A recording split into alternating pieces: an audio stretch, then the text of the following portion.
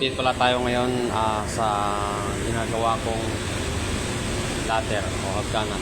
Update ko kayo ngayon kasi yung nakaraan na hindi tayo nakagawa. Gawa nang may iba tayong inasikaso.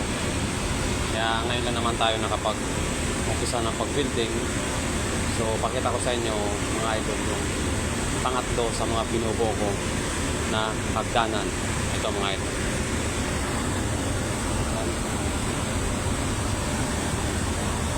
Yan yung pangatlo mga idol yan. Ito na yung dalawa na magkapatong sila.